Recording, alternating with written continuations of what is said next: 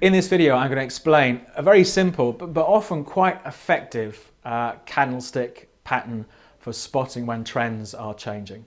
Hello, I'm David Jones, and this is my weekly technical analysis strategy video with Trading 212. Now, last time around, we introduced the basics of candlesticks, why they're slightly different to bar charts and line charts. They've become incredibly popular in the last sort of 10 to 20 years. And I said over the next couple of weeks, we'll look at some patterns. So this is week one of looking at patterns. I'm a big fan of this candlestick pattern. What we're going to talk about is the engulfing candlestick pattern. We only need two candlesticks for this to happen. I think as it's happening, it's pretty easy to spot. So it's not just one of these patterns that looks brilliant in hindsight, but you never actually see it happening in the here and now. So I think it's a very simple thing to look out for. When it comes to trading it, there are obvious levels to place stop losses to manage risk. But before we get a bit ahead of ourselves, let's look at the basics. Let's look at the textbook approach, how this pattern is actually formed.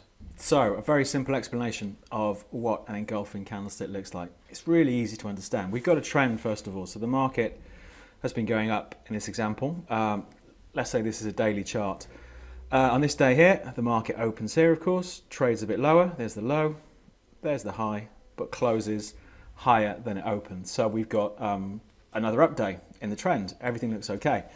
But our engulfing pattern occurs if we get a day like this. So let's just put that in there. So the market opens, trades a bit higher. There's our high for the day. But then trades lower and ends up closing below the open of the previous day.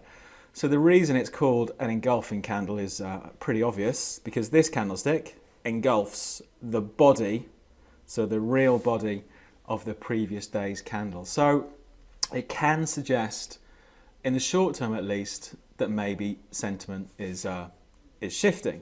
You know, we've seen the market take out and close below the open of the previous day. So this, not surprisingly, at the end of an uptrend, is known as bearish engulfing. I think one way to trade it, to go short, is to sell with a stop above the high of that bearish engulfing candle, because clearly if the market is going to turn around, it shouldn't take out that high point there. If it takes out the high, the pattern's over, it's not worked. But that's bearish engulfing.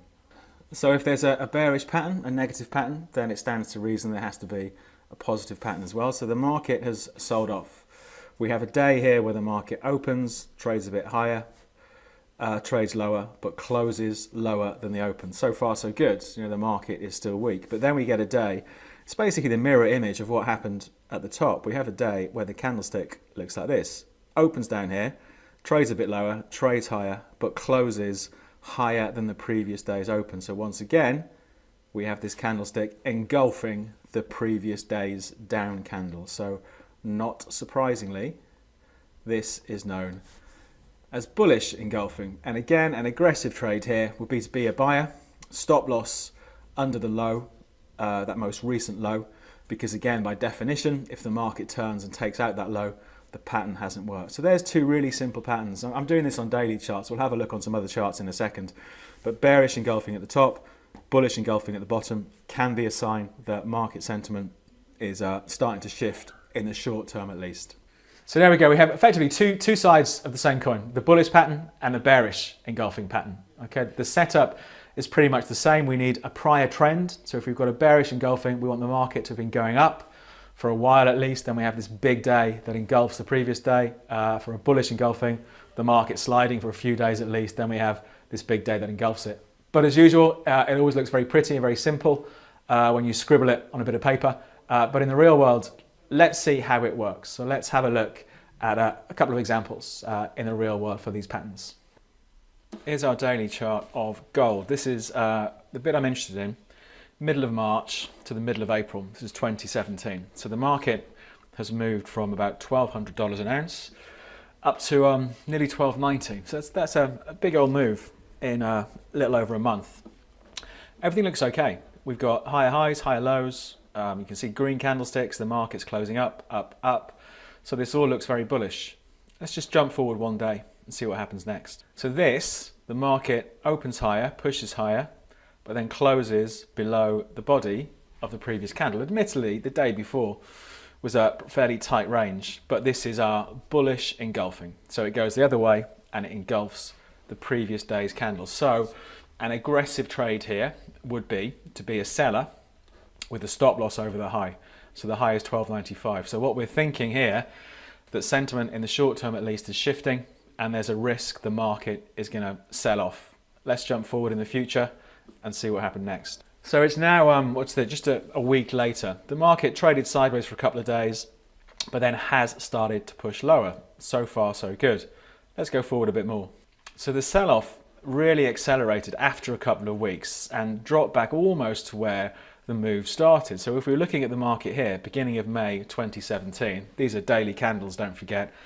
It still looks weak. The day before we hit new lows for the down move, bit of a quieter day there. Let's see what happens the next day. So in this example, the bearish engulfing pattern up here, this one has worked. Let's see what the next day looks like. So now we have the opposite of what happened at the top. So the market has pushed lower, we've had a quiet day, and then we have a day where the market opens just about where it closed the previous day, pushes a little bit lower, but closes higher than the previous day's open. So these two here, this makes up our bullish engulfing pattern. So again, the aggressive trade here would be, if we think the pattern's going to work, to be a buyer with a stop loss under the most extreme low for the move. So a stop loss below, in this example, somewhere below 12.14. Maybe a more relaxed approach to this trade is putting a stop loss back under these lows, because you'd expect that to be big support. But either way, this is our bullish engulfing. So the suggestion is maybe the weakness has gone too far, the buyers are coming back in, maybe we'll see something of a rally. Let's jump forwards again. And that is how it played out. You can see there's the pattern. 3 days, the market rallies with a really big up day, and the market continues to push higher, pushing back up to those old highs. So it's a great example, this one. It's a really good textbook example, I think, over the space of, a month or so, where we saw both of these engulfing patterns, bearish up here, bullish down here, and they both played out as the textbooks say they should. It doesn't work all the time, but I think, for the purposes of this, it's a really good example.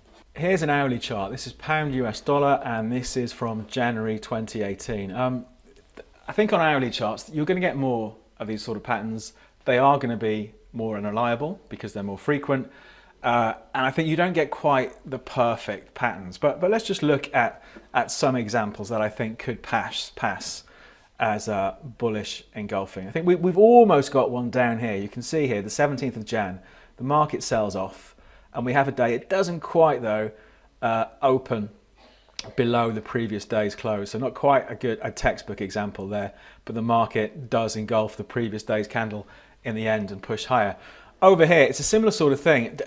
You can see here, 19th of Jan, around about between 8 and 9 o'clock in the morning, the market's pushing higher, and we have a candle, again, not quite engulfing the previous day's candle, but it does end up closing lower than the open. So not really a textbook example, but hopefully you get the feel, for how we can move this onto different time frames. There's maybe a better example down here. The market only sold off for a couple of hours, but again, we have this engulfing that engulfs the body of the previous candle, and a similar sort of setup there. So if you want to trade more aggressively and trade intraday, I think if we were taking this signal here, there's an obvious level to have our stop anyway. The previous highs from up here, around about 139.42. It's where the market struggles again.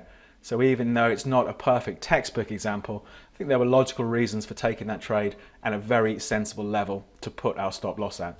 So that gold chart, it was almost a textbook example, both of those patterns that played out over a month or so. That was a daily candlestick chart. On the hourly chart for the pound US dollar, it got a little bit more scrappy, but that's to be expected, I think. Traditionally, these were daily patterns. As we all start looking at more and more short-term data, people try and apply the same thing to the intraday charts, and there's no reason why you can't do that, but I think we do end up with maybe a less of a textbook setup. But when it comes to managing risk and where to set stop losses, the rules are still the same. If we see the pattern, then setting our stop at the extreme of the pattern, if that gets broken, the pattern's invalid. So it can set up, I think, some interesting trades in terms of risk versus reward. Like I said at the beginning, I'm a big fan of these because they are simple to spot. It's a very simple concept. It's just a shift in market psychology. You don't need to be looking at 20 different indicators, 10 different moving averages, and all of this sort of stuff, to have a look at trading opportunities. I think if you can boil it down to a few simple approaches, it does help give, I think, clarity to your trading, and that's one reason why I'm a fan of these engulfing patterns. Next time around, we will look at another different type of candlestick pattern, but for this week, we'll start wrapping things up there. As usual, if you have any questions or there's anything you're not sure of, just leave us a message in those comments down below. If you like the video, click on the thumbs up, and if it's the first time you've seen one of these videos, we do a whole host of stuff during a week. We do jargon busting, cryptocurrencies, more traditional currencies, all this sort of stuff. So if you click on the subscribe button there and click the notification bell thing down there, you'll get notified every time we upload a new video. But for this week, from me, David Jones and Trading 212, we'll leave it there, and I hope you have a good trading week.